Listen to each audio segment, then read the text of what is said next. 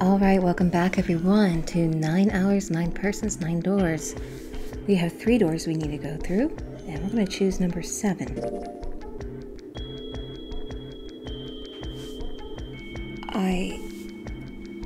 I think I'm going to go with door 7. Okay, 7 it is. Yeah.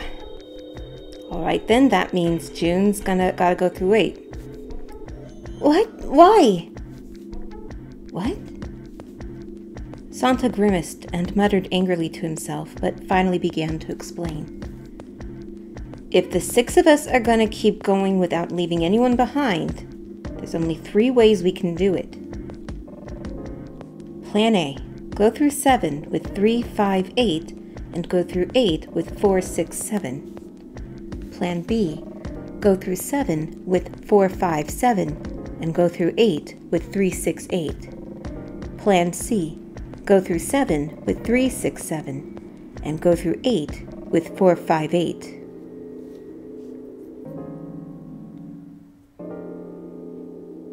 Yeah, there's no way we can go through with her. And that's it. Those are our only options. In other words, 3 and 4 and 7 and 8 can never go through the same doors. You get it now? As Santa finished, June looked over at Junpei, tears welling up at the corners of her eyes. Oh no. You're saying we aren't going to see each other again for a long time? Junpei felt just as June did. He wanted to be at her side through whatever trials they were preparing to face. But he knew if they were to survive, he had to swallow his feelings. In order for the 6 of them to move forward, he and June had to be separated. He looked at June. He was scared to lose her, but he swallowed, steeled his resolve, and did his best to smile. Hey, come on! You're making it sound like we're never going to see each other again. We gotta split up, but only for a while. This is just like when we went into the 4 and 5 doors, remember? We got split up then too, but we all met back up. I'll bet 7 and 8 are just like that. You mean they're connected somehow? Yeah, probably. Probably? She didn't sound very hopeful. It was 7 that interjected. I'm sure they're gonna connect somewhere. Why? What makes you think so? If they don't connect, neither team can get through door 9. In other words, the game would end right here. Zero's been on top of his shit so far. I don't think he'd blow it now. I'm damn sure that son of a bitch wants to have his fun as long as possible. He's not going to end this game until we get through the 9 door. June said nothing. The tears were gone, but her eyes were still sad as they looked at Junpei. He met them, and with what reassurance he could manage, laid his hand gently on her shoulder. Everything's gonna be fine. We're gonna see each other again. I promise. June bit her lip and gave him an almost imperceptible nod. Yes. Promise? Her voice was barely above a whisper. Santa's voice shattered the moment. Oh, you guys are done, right? He stretched and continued. Anyway, that's pretty much it. Clover and I will both go into separate groups. I figure I'll take 8, and Clover can take 7. Any problems with that, Clover? Clover looked away and was silent for a moment. Whatever. It was more of a dismissal than an agreement, but Santa didn't seem to care. Alright, we're ready to go then. Let's move. At Santa's command, the group split and headed for their respective doors. Clover, 7, and Junpei walked toward door 7. Santa, Lotus, and June headed for door 8. For a long moment, they stood in front of the door. 7 took a deep breath. You guys ready? Yeah. Yes. Okay, let's go.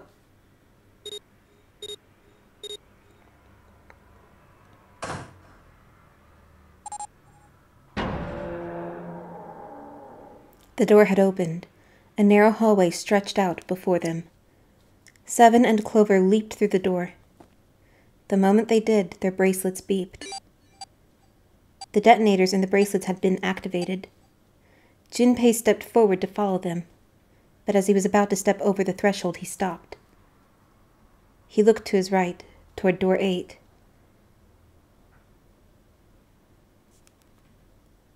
June stood there, a mirror image of Junpei. She turned and looked toward him. Their eyes met. They nodded. Then someone took hold of Junpei's arms and hauled him bodily through the door. He heard the sound of the numbered door slam shut behind him. His bracelet gave a cold electronic beep. Only 81 seconds left. No time to waste, guys. Let's get moving. 7 led the way down the hallway.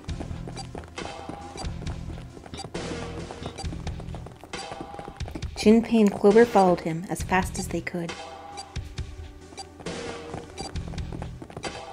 After what seemed like far more than 81 seconds, they reached the end of the hall. To the left of a wooden door, they found the dead. There was no time to rest or catch their breath. All 3 slammed their hands in quick succession over the scanner panel on the dead.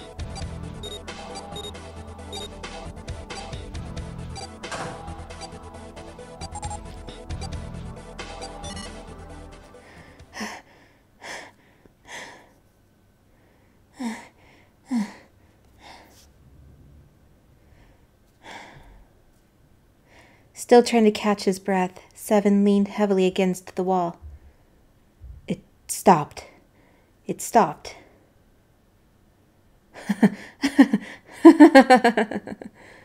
His smile seemed forced and a little crooked. This is the 2nd time we've gone through one of these numbered doors, but you never really get used to it. He stood up straight, no longer out of breath, and wiped some of the sweat from his head and neck. Clover smirked at him. I would have thought a guy your size would have bigger balls than that. What the hell did you just say? Say it again, I dare you. You have no... Swipe. You want to die? I'd like to see you try. You fucking brat. All right, let's go. Hey, calm down, guys. This isn't the time for, this. It's not going to do us any good.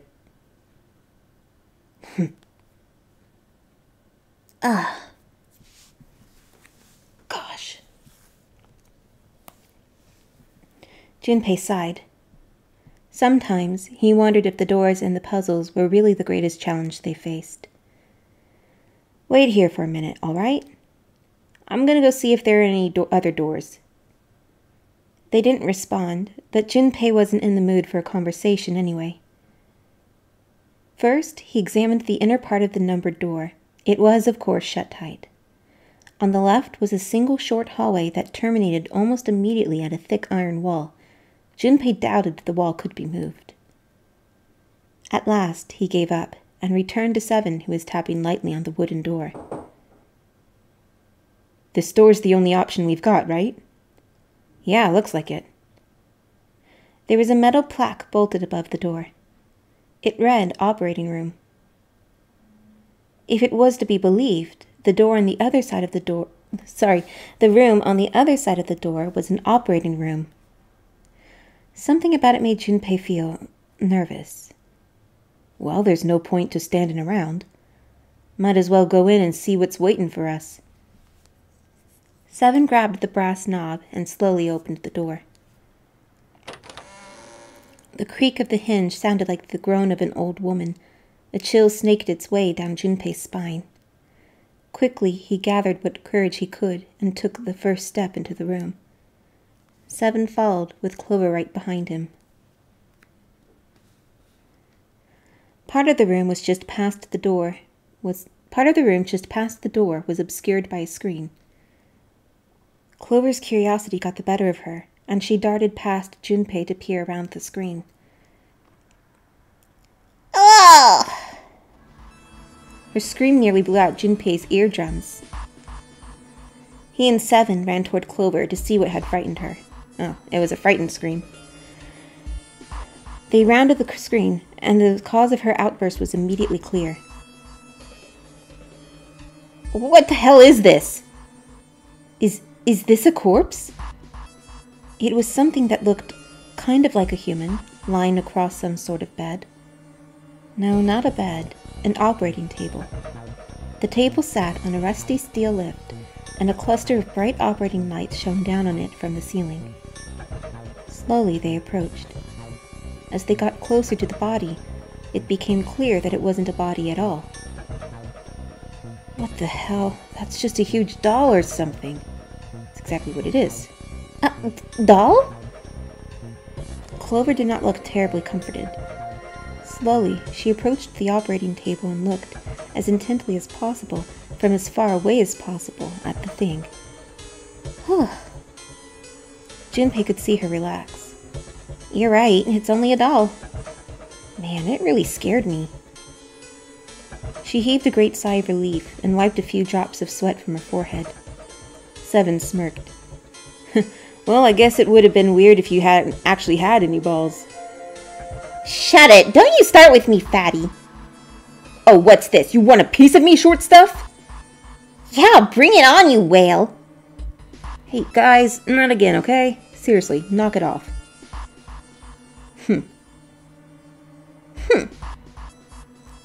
Junpei sighed and shook his head. Anyway, it looks like he's got something the two of you could stand to have a little more of. I'm talking about a heart. Okay, that's a really great little comeback there. Swipe. Swipe? Come on. Finally. Oh, this? You mean on his chest? Or on his sleeve? I don't know. Yeah. It was set a little higher than normal for a human body, but from the shape of the organ, there could be no doubt that it was a heart. Why would there be a heart in a doll? I don't think it's a doll. You think maybe it's like a medical mannequin or something? Or maybe it's got more personal uses? Ugh, gross, dude. Seven's grin was more than a little perverted. Clover glared at him. Anyway, how about we take a look around this place? Let's go. Okay. Sure thing.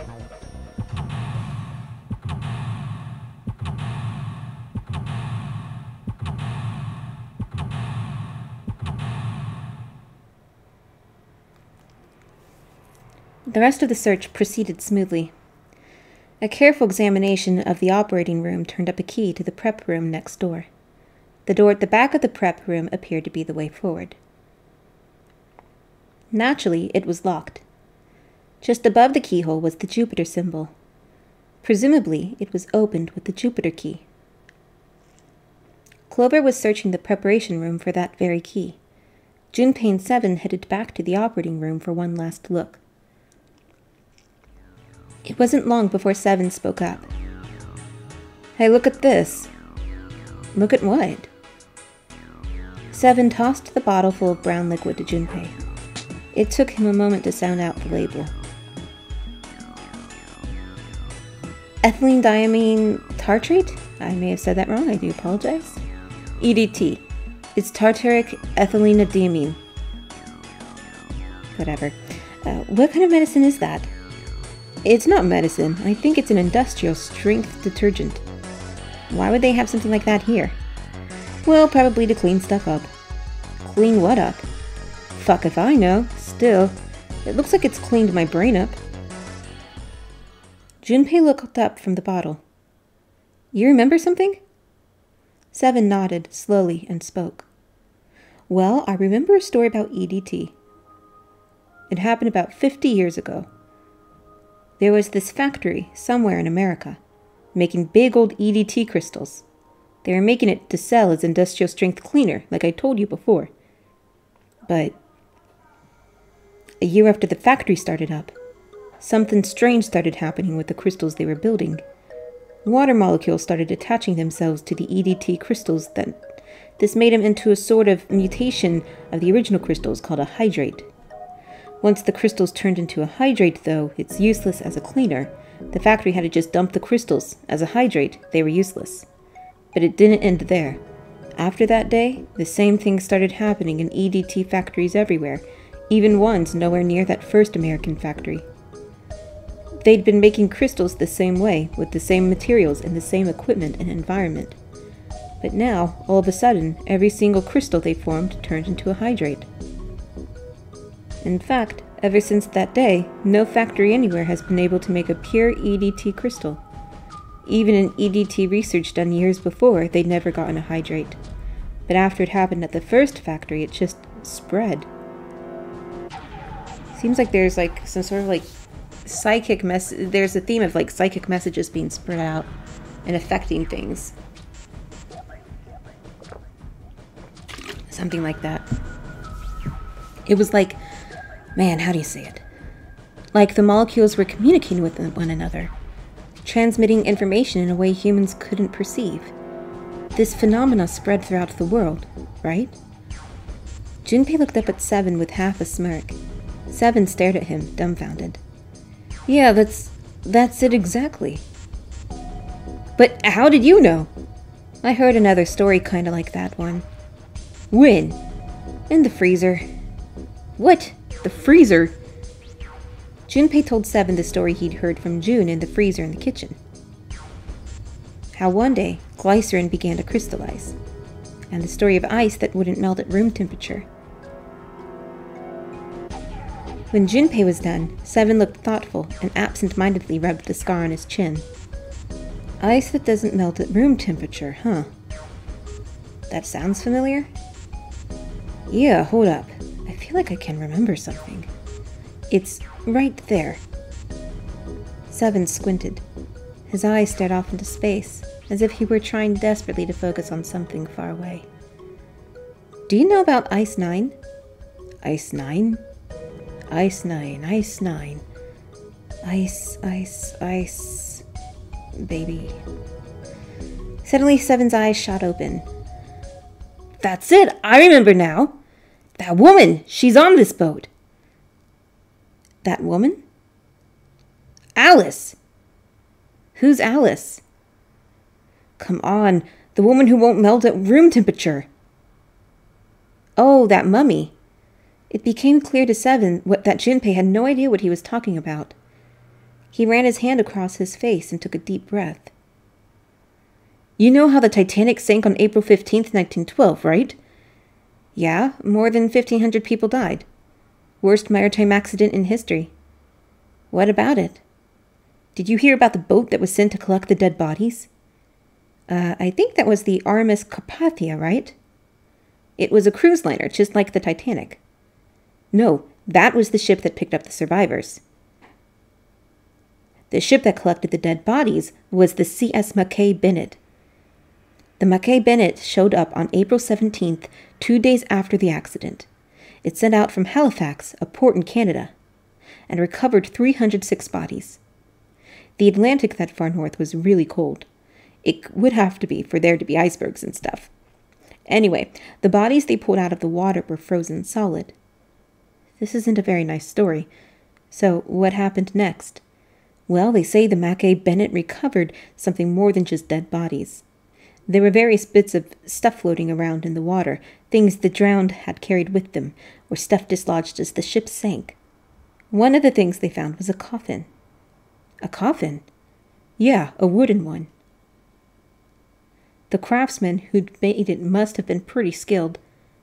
It wasn't just a wooden coffin, it was all wood. There were no nails or reinforcements, and there were no gaps in the wood anywhere. It was airtight. The crew got pretty curious about what might be inside it, and opened it up. They had to get a wedge and hammer it open. It was so well made. Inside, they found a woman, or I guess you should say they found the dead body of a woman. Her hair was thick and black, and her skin was deep brown and didn't show any signs of age or decomposition. They say that she looked gorgeous, like a goddess. She was obviously dead, but everyone who looked at her said she just looked like she was sleeping. Her skin was so lifelike, she looked like she might wake up any minute. She didn't, though. Like the rest of the bodies they found, she was frozen solid. Eventually, the Mackay Bennett finished the search and returned to Halifax. The 306 bodies were unloaded and taken ashore. However, it was warm enough that they began to melt. They say that the stink was horrible, but there was one body that didn't thaw. The girl in the coffin. That's right. Everybody thought for sure that she'd melt and start to rot like the rest of him eventually. But weeks passed and nothing happened. Then a month had passed, and another, and it was summer, and she was still frozen solid. After a while, people started to say she was some sort of miracle. Rumors about the girl started to spread, and people came to visit Halifax from all over. After a while, people started to call her All Ice, Alice. Of course, those rumors didn't last long. Why? Well, she up and disappeared. One day, Alice was there. The next day, she wasn't. They say someone snuck into where they were keeping her and stole the body. With the body gone, the rumors followed pretty quickly. And after a while, no one remembered her. You might be able to find something about her if you could find a newspaper from back then, but that's about it. Wait, you just said that she was on this boat. Yeah, I did. Alice has got to be somewhere on this ship. Now, why the hell would you say something like that? 'Cause I know. And just what is it you know? What happened to Alice after she was stolen? Junpei gulped. All right, tell me, what happened to Alice? Seven nodded, slowly, and took on the look of a man recalling something long buried. Well, around that time, the word was that there was a thriving black market in New York. I mean, I'm sure there still is, but this was special. All millionaires from all over the world. I've heard that Alice went up for auction there. The person who won the auction was Lord Dashiell Gordain. You've heard that name before, right? Sir Gordain. Isn't he the guy who bought the Gigantic, the Titanic's sister ship? Yeah, that's him. Although I guess he hadn't done that yet. What do you mean? Gordain bought Alice in 1912. Then, 4 years later in 1916, he bought the Gigantic. And he hid Alice somewhere on the Gigantic. But nobody knows where. He died in 1931. And apparently, he died without ever telling anyone where Alice was hidden. However, what? Well, he did have one close friend who asked him, "Where is Alice?" And he said, "Alice sleeps in a small chamber past the forest of knowledge, beneath the navel of the Gigantic." What the hell is that? Some kind of riddle? Your guess is as good as mine. Seven threw his hands up in defeat. So that's it. Whatever you think, I believe it.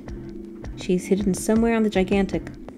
In other words, she's hidden somewhere on this ship.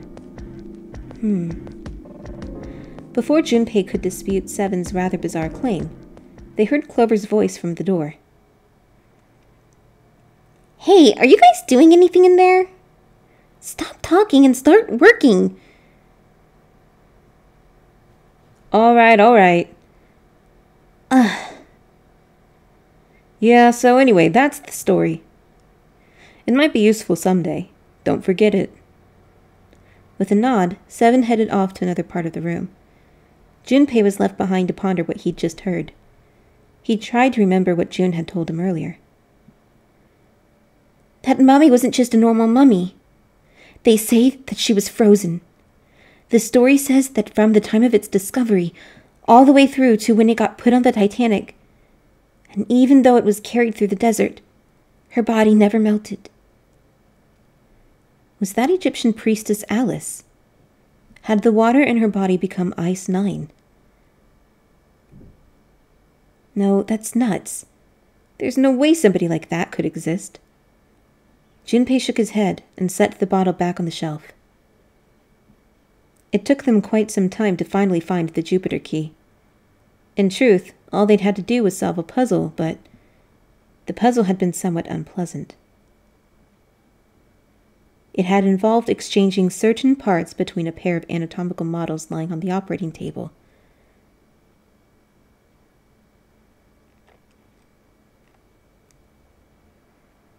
They named the man John and the woman Lucy. Why? Now with the key in hand, there we go. They were ready to open the exit. Or they were read to open the exit. Take your pick.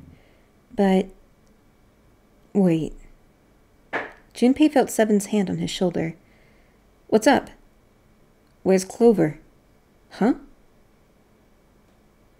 Junpei turned around. Clover was nowhere to be seen. God damn it, where the hell did she go? Okay, just hold on a minute. I'll go get her. Sure thing.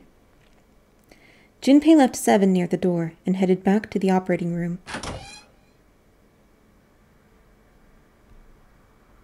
He found her, standing next to the operating table. She was staring at the mannequin. Hey, Clover, what's wrong? Come on, let's get out of here. She didn't respond. If she hadn't been standing up and breathing, Junpei might have thought she was dead. What are you doing? Did you want to come back here and say goodbye to John? It wasn't the best joke, but it was something, an attempt to lighten the mood. Clover didn't laugh. She stood stock still and said nothing. Hey, Clover, can you hear me? Perhaps it was something he'd said, or perhaps it was something else. Suddenly, her mouth opened, and she whispered in a dry, dead voice. My brother might be dead. Huh? That's why we couldn't find him. If he's dead, I'm going to be next. Suddenly, the operating room felt very, very cold. What are you talking about? What's wrong with you? He gave her a small shake, but she still didn't respond. The silence grew heavier. Oh yeah. He didn't know why, but suddenly, Junpei remembered something he'd been given earlier. He reached into his pocket and dug it out. A 4-leaf clover. Santa had given it to him in the second classroom. He held it out to Clover. Did you know that each leaf on the 4-leaf clover means something? Hope, faith, love, and luck. Take it.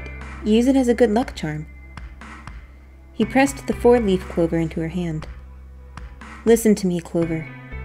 No matter what happens, you can never lose hope. You have to remember that's what's most important, and that's to have faith and to have love. If you can remember all of those, that'll bring you good luck. Snake, your brother, he's not dead. He's alive somewhere. I'm sure of it. You just gotta believe in that. Clover stared at the 4-leaf clover in her hand. He could see tears start to form at the corners of her eyes. Thank you. Her voice was tiny and broken, and as she spoke, she started to cry. She tried to hide her tears by looking at the floor, but it did little good. She wiped away tears with the baggy arms of her jacket, but more quickly took their place. No matter how she tried, she couldn't stop crying. Her tears made small wet circles on the floor. Thank you. She said it again. Then she looked up at Junpei and seemed to choke down the last of her grief. She did her best to smile. Junpei wiped an errant tear from her cheek with his thumb and gave her the best smile he could manage. Now come on. Seven's waiting for us at the exit. But still, she didn't move. Wait, before we go, there's one thing I want to ask you. What's that? What do you think when you hear the word experiment? For a moment, his mind froze. Then he came back to his senses and realized the word meant nothing to him aside from the dictionary definition. What? Oh, I guess it was just a coincidence, then. That you knew about the 4-leaf clover. Look, I'm sorry, I don't want to be a jerk, but you are making less than no sense right now. Oh, no, it's nothing. Just forget about it. Oh, don't give me that. You really think I could just drop this? What is this experiment you were talking about? Clover looked away. The four-leaf clover was still in her hand. She stared at it for a long moment and then finally spoke. "You promise you won't tell anyone?" "Cross my heart." "Really?" "Really." "I can trust you, right?" "Of course you can." Clover slipped the four-leaf clover into her pocket. Her eyes still red from crying, she looked up at Junpei. "Okay then, I'll tell you. I'll tell you what happened on this ship, 9 years ago." Wait. On this ship?" "Yeah, this ship." He was entirely lost. He had 1,000 questions, but it was probably best, he thought, to save them until Clover had finished. "It was an experiment to test some sort of psychic thing. Something about communicating through these fields that you can't see." Fields that you can't see. He'd heard something like this before. Clover nodded. "Like, think about this." She pointed at the operating table. On top of it was a somewhat mismatched medical mannequin whose parts had been swapped with another mannequin. "This is John, right? But is he really John?" All Junpei could think was, she has finally completely lost it. "Isn't this like Locke's socks? Or the ship of Theseus?" Junpei grew even more confused. He never heard of either of those things, although they sounded smart. "You don't know? You haven't heard of those paradoxes?" Junpei shook his head. Clover laughed. "Okay, well, pay attention then. This is how Locke's socks works. Let's say I've got a pair of socks. They're my favorite socks. One of them gets a hole in it. What would you do if that was your sock, Junpei?" "Well, I'd pitch it, I guess." "But it's your favorite pair of socks." "Come on, who loves their socks that much?" "It doesn't matter, just because you do love them that much. Just suppose you do love them that much." "Well, I guess then I'd patch it." "But what if another hole opens?" "I'd add another patch, I suppose." "What if another hole opened after that?" Another patch, I guess?" "Well, let's say you just keep adding new patches, until eventually the original cloth of the sock is totally gone. Once you get to that point, can you really say they're the same socks you started with?" That's tough." Junpei crossed his arms. "So, that's the Locke socks thing?" "Yeah, the ship of Theseus is a lot like that." Ship of Theseus. If you keep fixing the damaged parts of a ship, eventually it ends up with none of the parts it started with. Can you really say that ship is the ship of Theseus that you started with? And what if you took all the old parts from the first ship and built another one somewhere else? Then which ship is the real ship of Theseus? The one you repaired? Or the one you built with all the original parts? It was an interesting question. Clover could see Junpei was intrigued. "Hey, do you think it's the same?" "What's the same?" "These guys. Is this John? Or is it Lucy now?" Junpei looked at the operating table again. A mannequin full of body parts from a different body. Clover had been right. It was just like Locke's socks and the ship of Theseus. For some reason, John's body now seemed to be mostly made of Lucy's parts. Was that mannequin really John? Or just like these mannequins? She looked at Junpei again. "Think about it. The cells in our body change every day. Old ones die, and new ones are born. Maybe part of my arm is made of stuff from a fish I ate once. No. Or maybe part of your right side is made from a cow you ate. If you take it a little further, those cows and fishes are made from something else too, right? That's how we're all connected. Through fields that can't be seen with the naked eye." The silence was broken by Seven. "Hey, what the hell is taking you two so long?" Seven's head appeared in the doorway. He was not happy. How long are you going to make me wait? We don't have time to screw around. Junpei and Clover looked at each other. Clover looked at Junpei as if to say there was more she wanted to tell him. She shook her head. Whatever she had to tell him, she didn't want to tell him in front of Seven. Seven seemed to catch on. Oh, what were you two doing? Was this some sort of secret meeting? No, it wasn't. We were just playing with the mannequins. Huh? Let's go, Junpei. Moving a little bit too fast to be entirely innocent, Clover headed toward the exit. Seven stared after her, then turned to Junpei with an amused expression. Playing with mannequins, huh? Didn't know you were into that kind of thing, Junpei. You're a dick. Junpei dashed past him and traced Clover's path out the door. With a short laugh, Seven followed. In a few moments, they stood in front of the exit. Junpei took out the Jupiter key. All right, I'm going to open it now. Is that cool? You don't need to keep asking. Just do it, all right? Fine, then. He slid the key into the keyhole and turned it. He felt it unlock. The door opened with a soft, melancholy creak. Beyond it lay a simple white hallway. There was no fanfare or confetti. Obviously, there was no one there to applaud them. They simply walked through the door. That was it. All right, let's get going. Hey, man, what's up with you? You're so serious, you know? Can't you sound more happy? You know, get a little excited. Not really. Junpei turned away from Seven and took his first step down the simple white hallway. My brother might be dead. I'm going to be next. Clover had told him only a few minutes before that her brother was probably dead, and she was likely to follow him. How could he pretend to be happy after hearing something like that? They left the operating room. The hallway took them around several corners and past several doors, but they were all locked.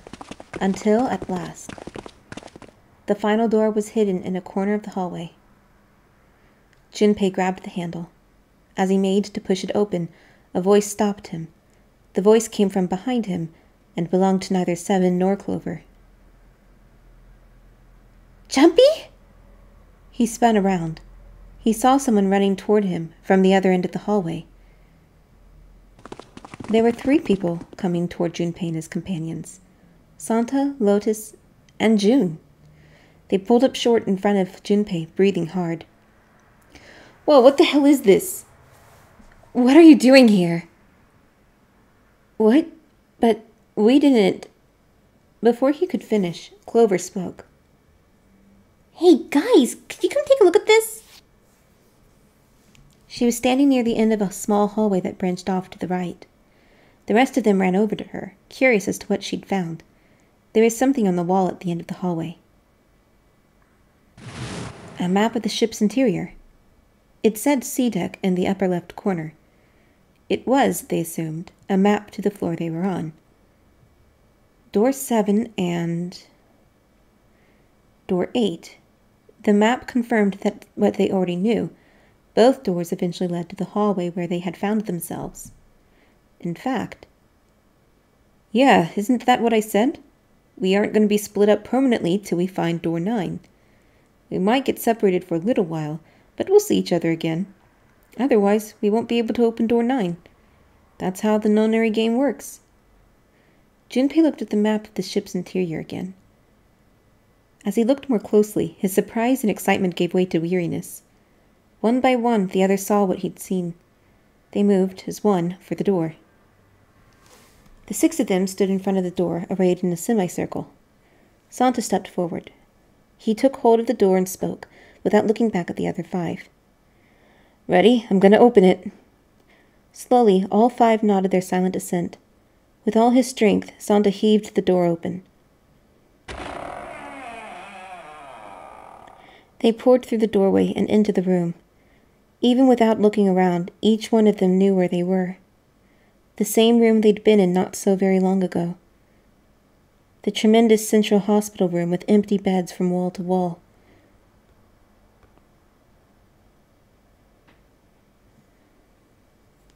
I see. I believe I understand what you're saying. The 6 of you split into 2 teams and went through doors 7 and 8. You solved the puzzles in the operating room and the laboratory, and then met one another in the hallway after opening your respective locked doors. He looked like anyone might, after only just waking up, but it seemed that his brain was working as well as ever. He had managed to grasp, summarize, and understand each team's report. At any rate, I feel a bit silly for my little show of altruism. I'm sure you'll be back for me. I did hope you would come back, but I confess I didn't think you'd be back so soon. A shook his head with a rueful smile. Well, we saw each other again, and we ain't dead, so I say that's good enough. 7 smiled. Anyway, I say we get out of this creepy old place. We found the key we need. The key? Ain't that what I just said? I'm talking about the Jupiter key. We found it in the operating room. Right, Junpei? Junpei nodded. Oh, the solar system keys. Actually, we found one in the laboratory, too. Here, the Earth key. Lotus dug out a still warm key with an Earth symbol on it. I might lose it. It's probably better if you hold on to it. That way it won't be my fault if it gets lost. And with that, she pressed it into Junpei's hand. He felt slightly less than honored. As a group, they now had 3 keys that had not been used. The Jupiter key, which had been found in the operating room. The Saturn key card, which had been found in the kitchen. The Earth key, which Lotus had just handed to Junpei. Junpei tucked the new keys into his pocket. Jin spoke up. The Jupiter key is supposed to be for the door at the end of that long, straight hallway, right? Yeah. If the map's right, then it connects to the central staircase. Then next to the stairs. Wait! They were the first words anyone had heard out of Clover in quite some time. Her face suggested they weren't going to be very happy words. What about door 3? Look, you saw the map, right? It's the same as 7 and 8. It just leads us back to the big hospital room. There's no point to seeing what's on the other side of that door. There is a point. At least there is for me. There were tears in her eyes, but she glared at 7 as hard as she could, just the same. She looked very much like a frightened puppy. There wasn't a man alive who could have resisted those eyes. 7 looked everywhere in the room except at Clover, and muttered and coughed apologies under his breath. Yeah, you're right. I'm sorry. Snake might be on the other side of door 3. Clover nodded once. The next person to speak was Ace. Very well. I'll be coming with you then. I've had a nice long rest. I think it's time I was up and about again. So 7, you'll help me, won't you? Huh? Me? Junpei did the calculations quickly in his head. 4 plus 1 plus 7 equals 12. 1 plus 2 equals 3. It looked like 7 was doing them too. At last he gave up. Damn, well, I guess that's how it's gotta be. So I'm going with you, huh? Yes, you are. Alright, let's get moving. And so it was decided that Clover, Ace, and 7 would discover what lay beyond door 3.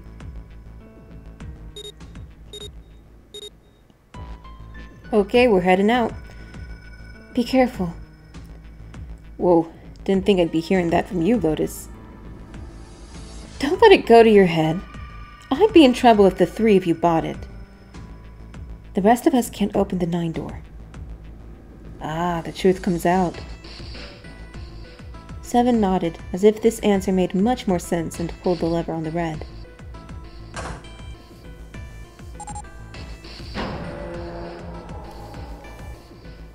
Okay, let's go. The door opened, and Ace, Clover, and 7 jumped through it. 6, 7, 8. After exactly 9 seconds, the door closed noisily. Alright, we should get moving too. Huh? Get moving? Where are we going? Everyone except Lotus seemed rather confused. Well, it would be a waste of time to just sit around, wouldn't it? Let me explain.